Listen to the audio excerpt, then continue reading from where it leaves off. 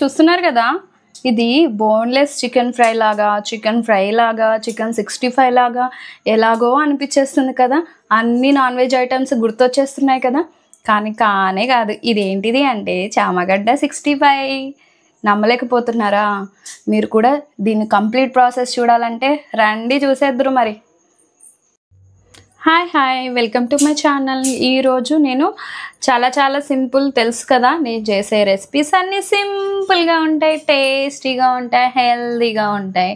చామగడ్డ అంటే మనకు చాలామందికి నచ్చదు కదా, మా ఇంట్లో కూడా నచ్చదండి.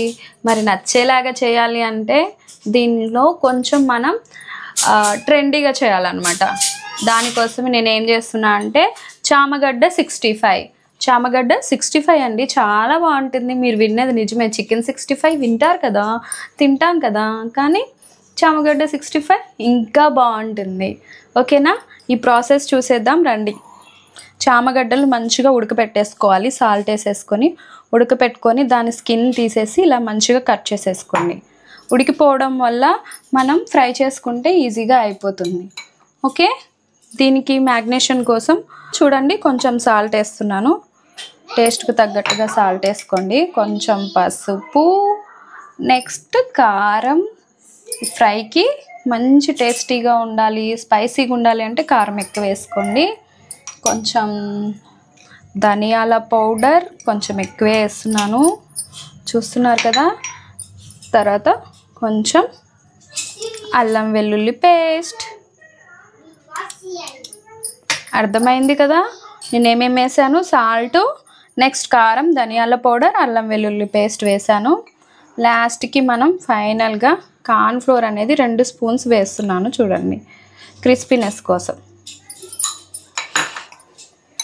దీన్ని బాగా మిక్స్ చేసేసుకోవాలి.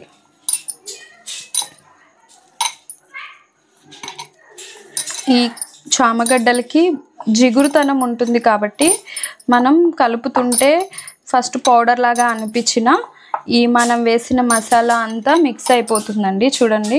కాబట్టి కొంచెం స్మూత్గా కలుపుతూ ఉన్నామంటే చాలు. ఇంకా మీకు టేస్టీగా పుల్లగా ఉండాలంటే నిమ్మకాయ కూడా వేసుకోండి. నేనైతే నిమ్మకాయ వేయట్లేదు. బాగుంది కదా. ఇందులో గరం మసాలా కూడా వేసుకోవచ్చండి, కానీ మా బాబు తింటాడు కదా, అందుకోసమని గరం మసాలా అయితే వేయలేదు, ధనియాల పౌడర్ వేసాను. చూసారుగా, చూస్తుండగానే పౌడర్ అనేది మనకి ముక్కలకి మంచిగా అతుక్కుపోతుంది. దీనికి బైండింగ్ కోసం మనం ఇంకా ఎక్స్ట్రా ఏం కలుపుకోవాల్సిన అవసరం ఉండదు.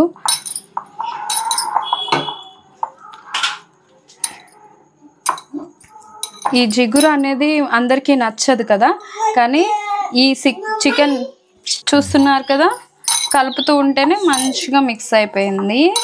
ఇంకా ఎంత పొడిగా ఉంది కదా, దేనికి దానికే సపరేట్గా ఇలా. దీని జిగురు అనేది మనకి డిసడ్వాంటేజ్ అనిపిస్తుంది, కానీ దీనివల్ల హెల్త్ అనేది చాలా బాగుంటుందంటండి. కాబట్టి చామగడ్డ వీక్లీ వన్స్ అన్నా తినండి. ఇంట్లో వాళ్ళు ఈ చామగడ్డ పులుసు అట్లాంటి ఇష్టపడని వాళ్ళ కోసం ఇలాంటి రెసిపీ మనం చేసేసామనుకో హ్యాపీగా తినేస్తారు. వాళ్ళు తినడం మనకి ఇంకా బూస్టింగ్ లాగా అనిపిస్తుంది. చక్కగా బైండింగ్ అయిపోయిన చామగడ్డ 65 రెసిపీ. దీన్ని మనం డీప్ ఫ్రై చేసుకోవాలి. ఓకేనా? ఇలా మీరు కలిపి పెట్టేసుకొని ఒక 1/2 అవర్ వదిలేసేయచ్చు. లేదు అంటే వెంటనే ఒక 10 మినిట్స్లోగా చేసేసుకున్న చాలా బాగుంటుందండి. ఫస్ట్ చూడండి, ఆయిల్ హీట్ అయిపోవడానికి ప్యాన్ పెట్టేసి ఆయిల్ వేసేసాను. ఇందులోకి మనం ఆయిల్ వేగిందో లేదో చూద్దాం. చూస్తున్నారు కదా, ఆయిల్ కాగినట్టే ఉంది. అందుకే ఒక్కొక్కటి ఇట్లా సపరేట్ సింగిల్గా వేసేయండి. మంచిగా మనకి డీప్ ఫ్రైకి సరిపోయేంత ఆయిల్ వేసుకోవాలండి. కొంచెం ఆయిల్లో ఇవి షాలో ఫ్రై అంత బాగా అనిపించదు. మంచిగా ఫ్రై అయిపోవాలి. మీడియం ఫ్లేమ్లో మంచిగా కాల్చేసేయండి, వీటిని వేపేయండి. నేను ఇంక ఇందులో బైండింగ్ కోసం వాటర్ కానీ ఆయిల్ కానీ లెమన్ జ్యూస్ కానీ ఏమి కలపలేదు, ఎందుకంటే స్పైసీగా బాగుంటుంది అనిపించి. దీని జిగురుతోటి మంచిగా మిక్స్ అయిపోతుంది అన్నమాట. చక్కగా ఇలా సపరేట్ వేసేసుకుంటే కొంతసేపు కదపొద్దండి. ఒక 2-3 నిమిషాలు అలా వదిలేస్తే హ్యాపీగా వేగుతాయి. ఓ చూసారు కదా, అయిపోయినాయి నా ఇవన్నీ ఒక్కసారికే. ప్లేస్ కరెక్ట్గా సరిపోయింది ప్యాన్ మొత్తానికి.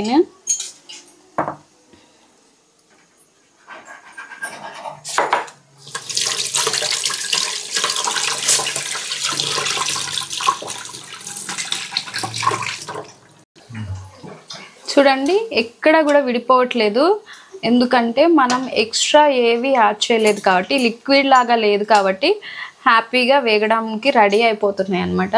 పూర్తిగా ఫినిష్ అయిపోయాక ఫ్రై అనేది భలే టేస్టీగా ఉంటుందండి. కొంచెం మనం చేసే వంటని ఎమ్మీగా చేసేయాలి. అప్పుడు మన ఇంట్లో వాళ్ళు ఇలాంటి చామగడ్డలు అంటే అస్సలు నచ్చదు, వండకు అన్న వాళ్ళు కూడా ప్లీజ్ నా కోసం ఒకసారి చేయొచ్చు కదా అని అడుగుతారు. అలాంటి టైం వచ్చేస్తుంది. చూస్తున్నారు కదా బాగా ఫ్రై అవుతున్నాయి. మనం వీటికి ఫ్రై అవడానికి మనం టైం ఇవ్వాలండి, ఎందుకంటే లోపల వరకు మంచిగా కుక్ అయిపోతుంటుంది. ఆల్రెడీ మనకి బాయిల్ అయినప్పుడే లోపల వరకు కుక్ అవుతుంది.